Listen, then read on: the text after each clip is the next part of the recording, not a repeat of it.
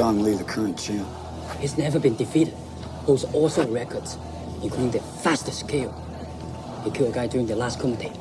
Yep, kicked the poor bastard right in the throat. I died right there on the platform. Jae Lee stood there and watched him die. Welcome back to Thinking Critical. This is Wes, and we've seen a lot of controversy in comic books ever since the shutdown with Diamond happened. Essentially, the entire industry shut down for a short period of time. Ever since things have kind of kicked back up and been happening again, it's just been controversy after controversy. And I'm curious, does this affect customers? Does this affect the bottom line of retailers?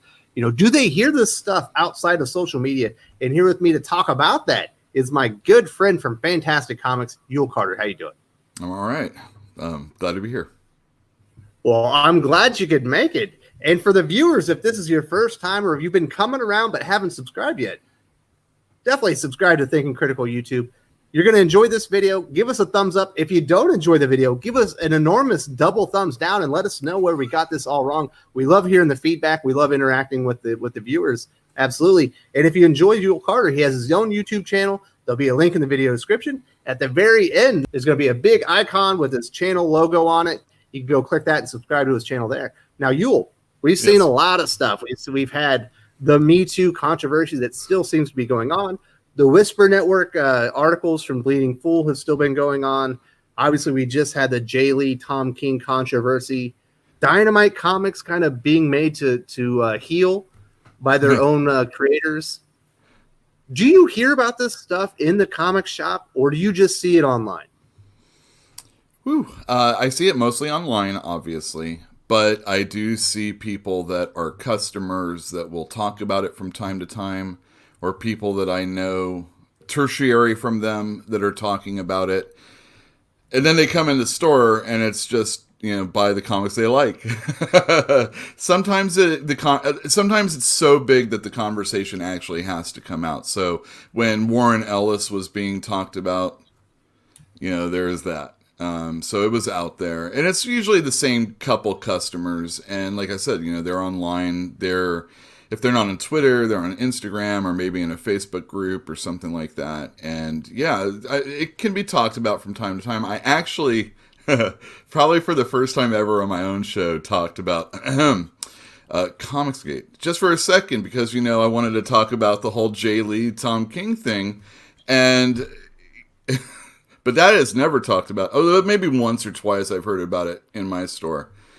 But the Jae Lee thing was big enough to talk about. But again, it was only a few customers that came in that talked about it. Here you go. Now, you and I, we're both big wrestling fans. And remember, during the heyday of wrestling, there was a book that came out by Eric Bischoff called Controversy Creates Cash. I've always thought that was somewhat correct, but also definitely not definitively correct. It can certainly hurt your bottom line. Did people come up, after the Tom King thing? Did they call you up and say, cancel all my polls for Tom King? No, not at all.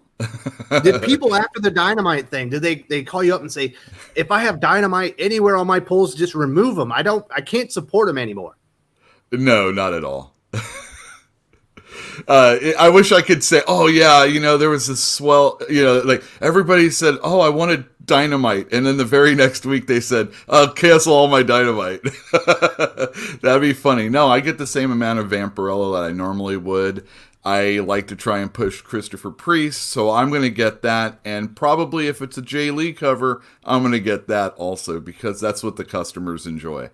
I'm not going to just cancel all of it just because of, rumor and innuendo. The people that don't like Dynamite they're not going to support it. If you're not going to read Red Sonja, it doesn't matter. And it's the same thing with Tom King. If you don't enjoy his stuff, especially if we're talking Batman, there's another type of Batman out there for you to get. It's not going to be that big a deal. In the store at least. I guess maybe a few times, when the wedding didn't occur, people were kind of pissed about that. But again, it wasn't social media driven. That was comic book controversy. That wasn't really personal life stuff, kind of bleeding into it. Sure. And interesting enough, your comic shop is in Berkeley, California, which is known as a hotbed, of kind of political activity and a lot of activist activist-minded kind of people in the area, yet it still doesn't even bleed into your comic shop, even though you're kind of serving that audience. Yeah, I mean, it has like I said, a couple of times I heard somebody mention like jawbreakers in the store in a negative light, and I was like, whoa, I never thought that was going to happen here, you know? I mean, at all, you know, being mentioned. And, you know, every once in a while, I'll see somebody wearing like a Soilo shirt. And so I'll have a conversation about like EVS with that guy. You have some fandom menace people actually that are part of your customer base. It blows my mind because like if I had got into understanding it maybe like a month later, I wouldn't have known anything about that. But so, and then the customer would come in and I'd have no clue. But it's strange because, you know, you'd think even in Berkeley, but anybody coming into your store that's your regular, you don't know who they are. And it's not a bad thing. It's something that is just, you have to understand that all people live together and it's not nearly as bad as all that, especially if you're coming from like social media. So in your experience, the conversation that happens on Twitter is not emblematic or doesn't really bleed over into the actual customer base, the people that are coming in that have pull lists with your comic shop, that come in and regularly go in window shop and maybe buy a graphic novel here and there. Comic book fans are going to keep buying the books that they wanted, whether there was controversy associated with the creator or the publisher or just controversy, you know, all throughout comics that we saw with Me Too. It doesn't really affect their buying habits. No, I mean, so you might not get, I might not have people buying Warren Ellis backstock, you know, Transmetropolitan maybe, and as much, you know, as heavy a number these days as I was, because maybe someone is less inclined to tell somebody about them, and then they come in the store, they have no concept of who this person is. But that's kind of going forward. The one time I actually saw a drop in sales because of something that happened, and again, this is a little bit more comic book driven, was when Gail Simone was let off of Batgirl back in the New 52 days. There was a lot of people that said, I'm canceling my Batgirl subscription now. But that was, again, a creator leaving a series, but that was a little bit of social media driven also. Also, when I buy things from people, if somebody has been canceled, there is sometimes I will see like, oh, DMZ comes in the store, you know, when Brian Wood gets in trouble. Or, you know, if I was in the mood or in the mode of purchasing right now, you know, maybe I'd be seeing some transmets, you know, come through the door. But it's only in those kind of situations where maybe it's coincidental that Doug TenNapel books are coming in the store. Maybe that's just a coincidence, but I'll buy them cheap and sell them for cover and make a profit, so I'm down. Yeah, you're going to buy the Doug TenNapel books, as we've talked about this online or offline, despite the controversy and despite what's said about him on social media. In Berkeley, California, Doug TenNapel books sell. Oh yeah, his books. Oh, he's one of my top sellers when it comes to all ages books. They're great. You know, he's a. Nobody knows about any of his stuff. I mean, for the most part, I mean, some of the thing when I hear something about Doug TenNapel, good or bad, the only thing I can say is from my friends that have had to deal with him. He's pretty cool. He's a really nice guy. My buddy was like setting up for Image, you know, setting up the booth, and Doug TenNapel was like the only guy to come over and help him. He's talent. He doesn't need to do that, you know? So, I mean, it's pretty cool. Yeah, it's funny. A lot of the people that are the most controversial, I actually hear a lot of stories behind the scenes that they might be the most affable, nicest people that you'll actually meet online. Surprisingly enough, I've heard from multiple retailers like that have had Ethan Van Sciver, very controversial figure, obviously, you know, with his own YouTube channel, crowdfunding Cyberfrog and stuff like that. But, you know, when he was with DC, like, I guess he was aces as far as a lot of retailers were concerned, because when he would come in, he treated everybody with respect, and he was really nice to customers. He would kind of go out of his way to make sure that they had a great experience when he was visiting the shop. You don't hear that about all comic creators. Yeah, a lot of comic creators might be a little, I mean, just like comic fans, a lot of people might be not very socially, they're not be able to function socially. And, Ethan Van Sciver obviously is not that way. Who else is like that is Neil Adams. That guy knows how to work his crowd. If he only has 3 people, he can stretch that out like it was 100 people waiting for him. And if he has 100 people, he knows how to talk to people down the line at the same time with the person in front of them. And it's a really darn good experience if you get him in your store. But these are guys that, are not that, there's not that many of those people probably. Yeah. Perch has said that, like Heather Antos is really good or something like that. I think she's always he's talking about Alana Smith. Oh, Alana Smith. I mean, Marvel. Yeah, that's the one. I'm sorry. He has nice things to say about her. Like she's very receptive when he reaches out to her, and they have good collaboration and conversations about the industry. Whereas if you looked at her presence online, you wouldn't get that really. Right. But I mean, that's it. It's just one is one, and then the other's the other. And I wish people would just realize that it does. It's we're all human. It's strange because you see so many comic publishers, and it's not just comic publishers. You'll see movie studios and television studios.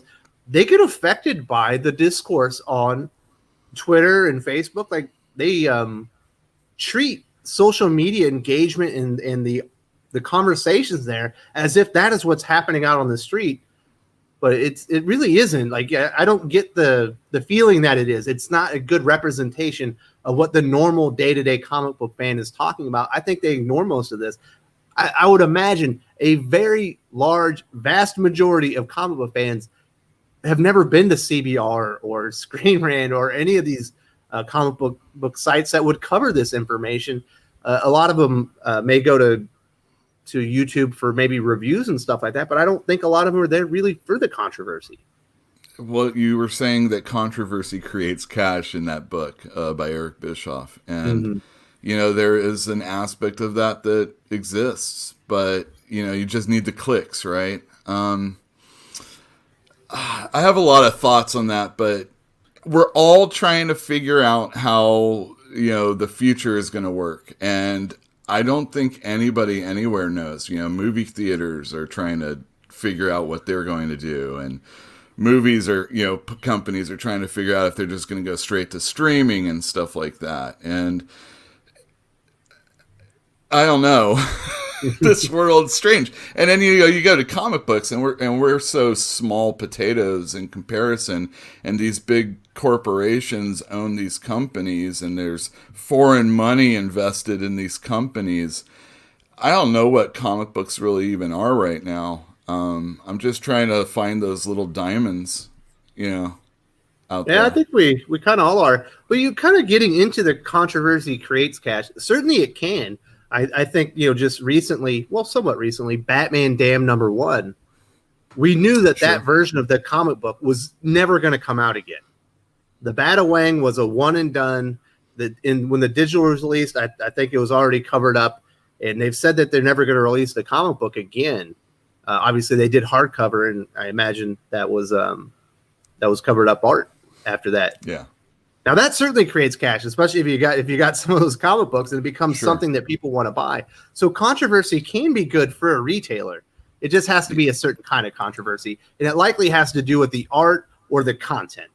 Sure thing. The secondary market on an item like that can be very profitable for a store, especially if they, I don't know, you think ahead, you hope. But I'm never really hoping for something to hit big like that. What I do is I'm hoping it hits so big that I have return customers. Because me personally, I don't know, sometimes it's foolish on my part maybe, but if you're trying to earn, a customer to come back to the store and, keep coming back and support you, you want to help them out also. And all I'm trying to do is get people to want to read something that they like. And the Batwing thing was definitely good for that series, but I don't know how I probably didn't create cash going forward as far as like the collections or anything like that. Definitely did for resale. It spiked the numbers immediately on eBay and stuff like that. And I imagine it's going to be that way probably forever because there will never be a release of that comic again. And just kind of thinking of some of the other stuff, there was obviously a lot of controversy around New Warriors. I mean, Larry, had reportedly, he said that he had planned to buy like 500 copies of the first issue because of all the controversy. Obviously, that's all kind of changed now because we don't even know if it's going to be released. But do you think that would have brought people in just to buy that first issue and just to make sure that it was as bad as they thought it could be? Oh yeah, I mean, if I would have just come across it in the book when I was ordering, I probably would have been like, oh, I'll just get a few. I'll take a look at my West Coast Avengers numbers at their highest, probably their first issue, and I'll maybe add a couple extras since it's got some controversy. If I'm planning on selling through. But Larry, on the other hand, he's not looking to necessarily just sell through. He's looking for that 5 or 10 years down the line, or maybe just tomorrow. No store has it. They all wouldn't bite, and I'm the only one. Guess what? Absolutely. You're paying a lot of shipping and handling. Mm-hmm. Sometimes even bad controversy, good controversy, it can bring in the customers. But like we've been talking about, a lot of this stuff that's been essentially drowning out any other new noise for quite a few months now. The Me Too allegations, the Warren Ellis stuff being the biggest ones out of that. The Dynamite situation, which kind of rolled into the Jae Lee situation. It doesn't really drive away customers as far as you can see. Well, it doesn't drive away the customers that are buying the stuff, but what it might do is prevent people from coming in or wanting to, because it just sours your mood after a while. And that's the reason. So if you're actually paying attention to this and, those guys that were, all the people that were doing, the Me Too type stuff, it was like, I can't even remember all the people who was the first person, who's the, and on, and then Warren Ellis. It can be very, and then you just sour yourself on it, and then you just feel like everybody must be, a cad. Obviously, that's not true. We just talked about people that are supposed cads that are really personable, and that personable person might be somebody that you don't agree with, but that's the way it is. After a while, you could be like, I'm just kind of sick of comics right now.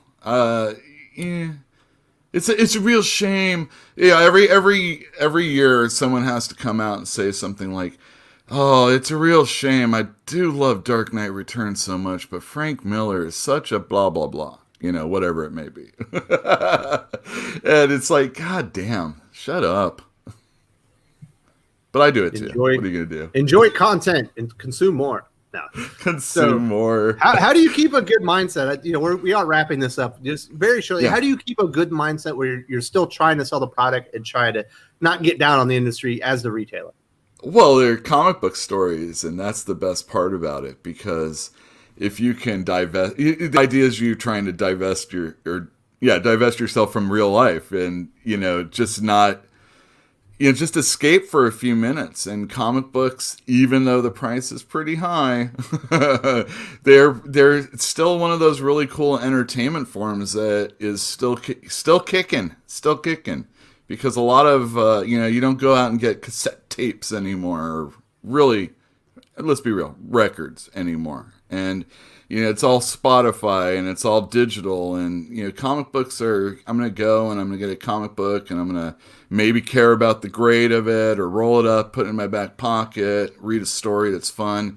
And usually there's really good artwork these days too. So, it's a good entertainment form, and I enjoy it. So comic books, back issues too. The passion is still there for Uel Carter at Fantastic Comics. I do want to say thank you very much for joining me, talking about this very interesting subject, kind of putting your ideas and your experiences out there. I do want to say to the viewers, if you've been with us this long and you want to hear more from Uel, you should be seeing an icon that goes to his channel about right now. You can click on that, subscribe to Fantastic YouTube or Fantastic Comics YouTube and hear some more from Uel Carter in the future. Yeah, thank you very much.